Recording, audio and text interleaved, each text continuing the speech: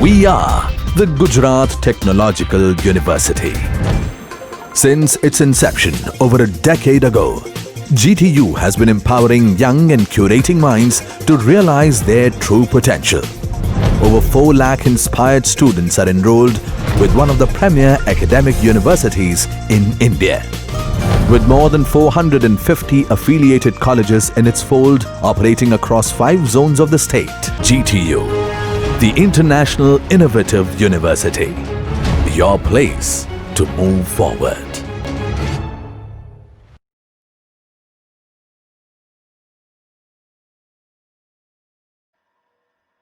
Hello, good morning. I am Harshal Shukla, working as an assistant professor in Sitarambai Naranji Patel Institute of Technology and Research Center, Umrah, Bardoli. So, I welcome you to this video lecture series. The subject name is Dynamics of Machinery. Subject code is 2161901. Okay.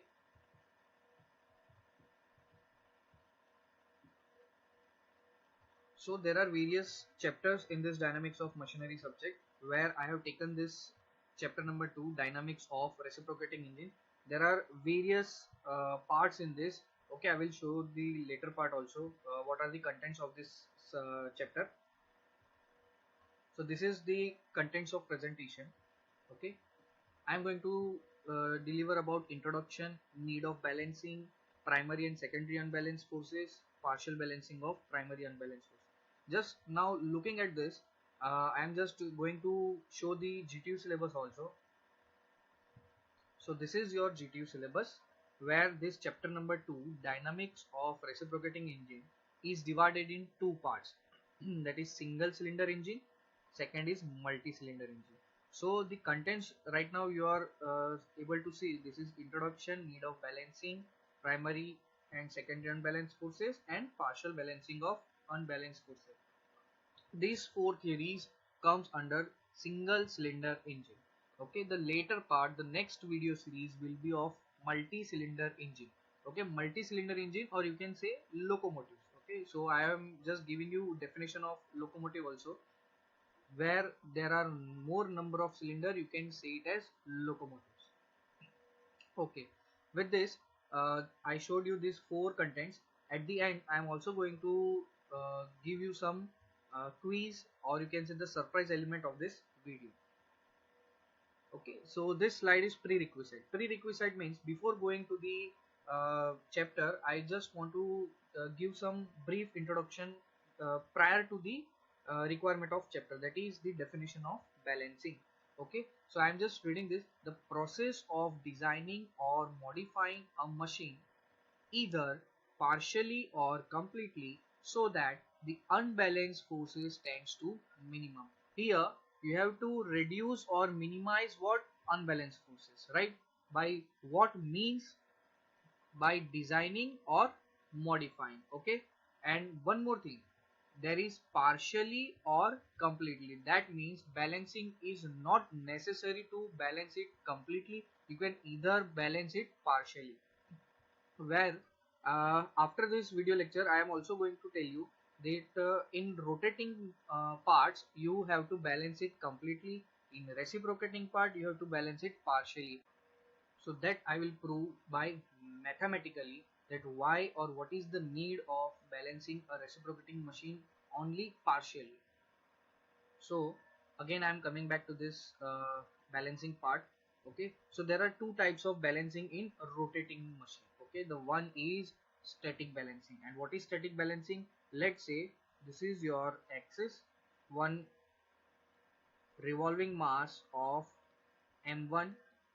Okay, m1 kg with radius of rotation r1, and omega is your speed. Okay, you have to balance omega is your angular speed. You have to balance this revolving mass or rotating mass by a balanced mass. Okay, so what you have done, you have kept the same axis. Okay, same axis, different mass and different radius. Okay, so while you are going to balance it, what you will do, you will balance only dynamic forces, or you can say centrifugal force. Okay, or you can say summation of centrifugal force must be 0.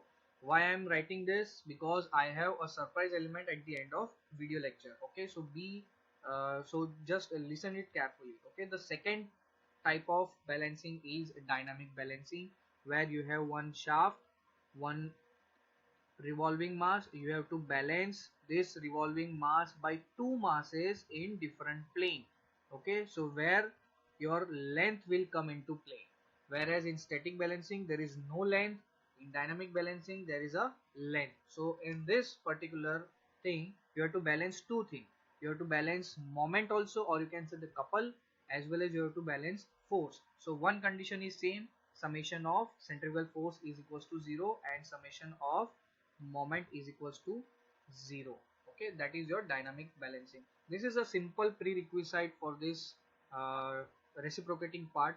Before going to reciprocating machine, just I want to clear the static balancing and dynamic balancing. Okay, introduction part. Okay, so introduction, there are various forces acting on reciprocating part of an engine. Okay, so first let's take what are the parts in reciprocating engine. We can say crank, crankshaft, piston cylinder, connecting rod, crank pin, etc., etc. Okay, so when these all parts are assembled, they produce a forces at various parts of the machine. So what are that forces? That we'll just see by taking a simple example of a horizontal reciprocating engine. Okay, so let's take this example.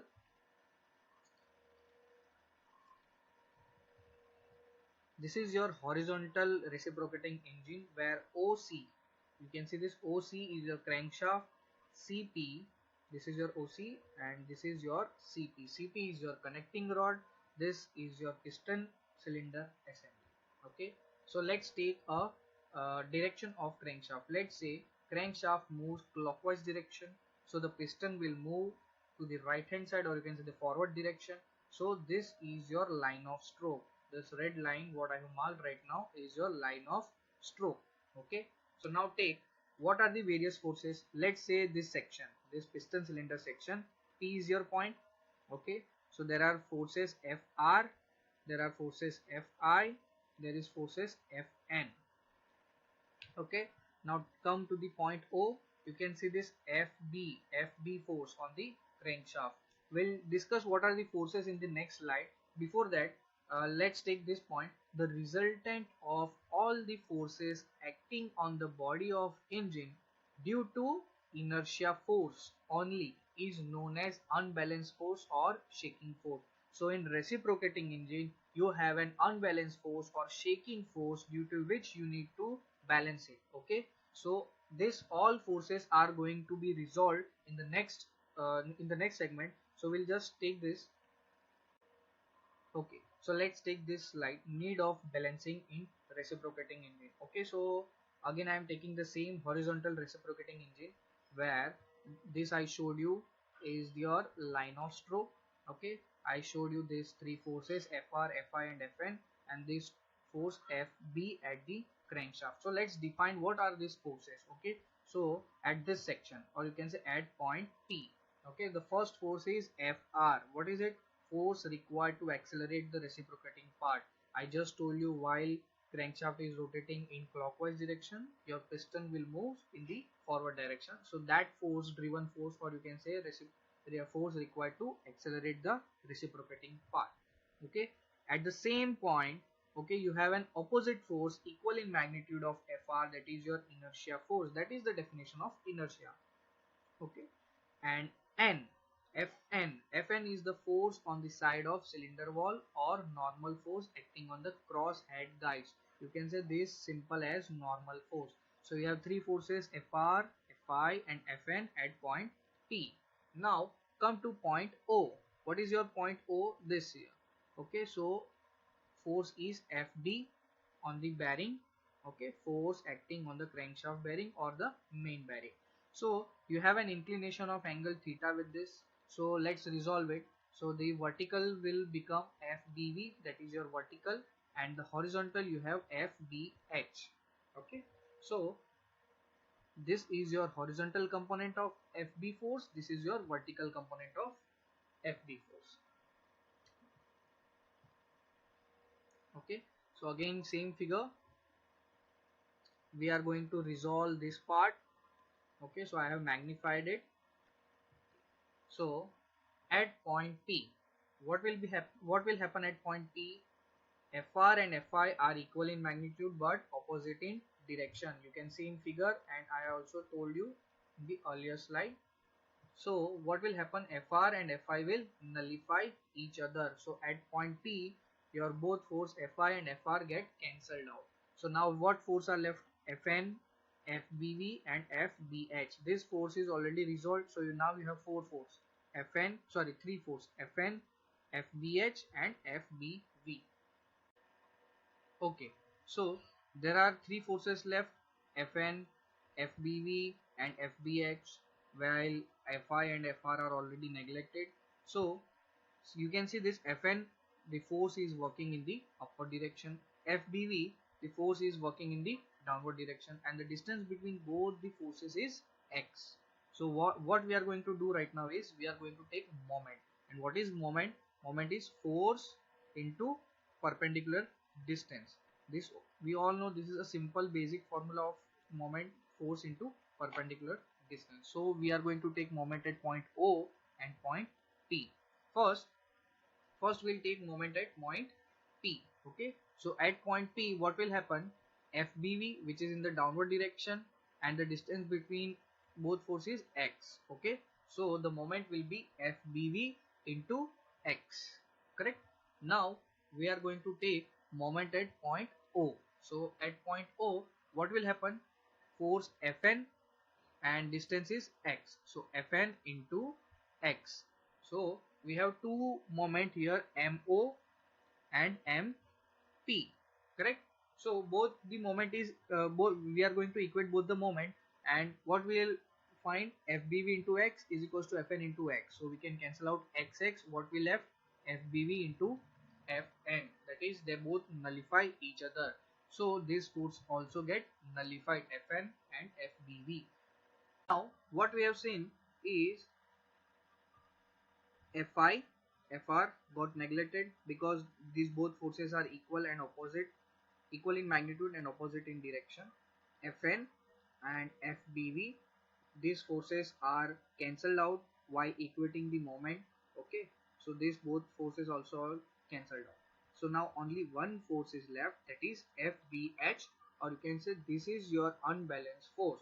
So the conclusion or inferences drawn from this is one force is left out to get balance, which is called unbalanced force, denoted by FBH.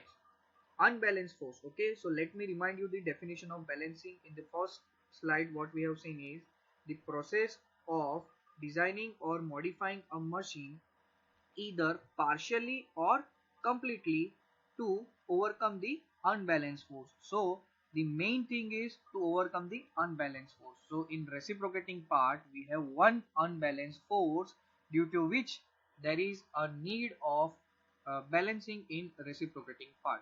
Remember, this question has been asked many times in GTU exam. What is the need of balancing in reciprocating part? So this is the answer. You can simply derive a small equation by just equating Fi, Fr, or what we have done in the previous segment. Okay, so this is your solution of need of balancing in reciprocating part. Okay, so that's our conclusion. Balancing is needed in reciprocating engine. Till now, I have not covered either balancing is partially required or completely required. We have just proved that there is a need of balancing in reciprocating engine. So now the last segment of this video, which I have told you earlier, this is your surprise section. Okay, or you can say the surprise element. So this is your quiz.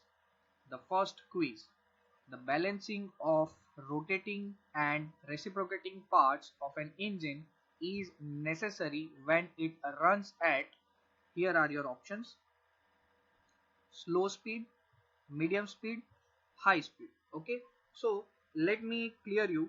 Whenever an engine runs, if the engine runs on the higher side, or you can say on the higher speed, the vibration gets more dominated. Hence the answer to this question will be high speed. Okay, so in high speed engine, or you can say in high speed reciprocating engine, the balancing of rotating and reciprocating engine is necessary. Now comes to your second quiz. For static balancing of a shaft, the first option is the net dynamic force acting on the shaft is equals to 0. The net couple due to the dynamic force acting on the shaft is equal to 0. Both A and B. And the last is none of the above. Remember, static balancing, I have told you a shaft is there with a mass of radius r and m kg. You have to balance. In static balancing, you have to balance opposite direction, or you can say on the same axis, or you can say what at the end what you balance, Fc is equals to 0. Only one condition. Okay, so what is this condition?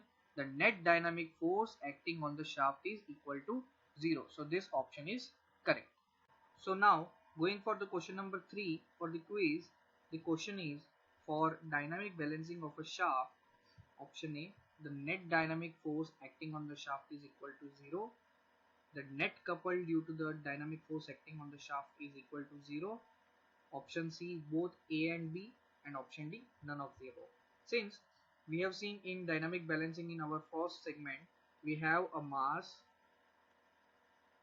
Okay, we need to balance this mass. So what we are going to do in dynamic balancing, we keep a distance, or you can say we keep both masses in different plane. Okay, so in this I have told you summation of centrifugal force, or you can say the dynamic force is 0. This is your condition number 1.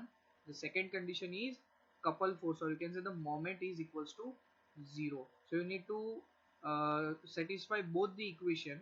So you have option C, both A and B, so that the net dynamic force is also 0 and the net couple force is also 0. Okay, so now moving on to the next slide. So this is your important section, GTU section. You have a university questions. The first question is, explain clearly the terms static balancing and dynamic balancing. State the necessary condition to achieve them. Okay, this question has come. This question has been asked in winter 2019 question paper of university. Okay, so already we have discussed about static balancing and dynamic balancing. In static balancing, you have only centrifugal force to be balanced, or you can say the dynamic forces to be balanced. In dynamic balancing, you have to balance both the condition, this condition as well as moment. Okay, so this is your necessary condition, and definition of static balancing and dynamic balancing already we have covered in the first segment. Move on to the question number 2. Justify, in case of dynamic balancing system, minimum 2 balancing masses are required for the balancing of system. Question has been asked in summer 2019. Okay, so it is very clear. In dynamic balancing, we have one mass. We are going to balance it by 2 masses in different plane, so that we can take moment. Okay, because for moment we need force into perpendicular distance, so we need moment. So for that we have to take distance also, and hence we have to keep 2 masses in different plane. That's why 2 balancing masses are required. Now question number 3. How and why are reciprocating masses balanced in piston cylinder assembly? Okay, so this question has been asked in winter 2018. The whole video lecture is about need of balancing in reciprocating part. So students can derive a simple force analysis of what we have covered in this video lecture for this answer, and at the end they can write the conclusion as, thus balancing is required in reciprocating engine. So this is a simple GTU section. I hope you like both the section quiz as well as GTU. I have kept both the section so that for one section, quiz section, you can get help for your campus selection as well as in GATE competitive exam or any other competitive exam. And for this section, GTU section, it may help you in your university semester end exam. Okay, so I have brought you again the content of presentation part, so that I can let you clear what is being completed and what can be completed in the next lecture. So this is our GTU syllabus. Okay, and from GTU syllabus I have taken this 4 aspects from single cylinder engine. Okay, So we have completed the introduction part. We have also completed the need of balancing part, right? Now we have left with primary and secondary unbalanced forces, partial balancing of primary unbalanced forces, and this both topic will be covered in next video lecture, that is lecture number 2. I hope you like it. That's it. Thank you. Before ending, I would just like to add this quote given by Sir Albert Einstein: scientists investigate that which already is, but, or you can say, whereas engineers create that which has never been.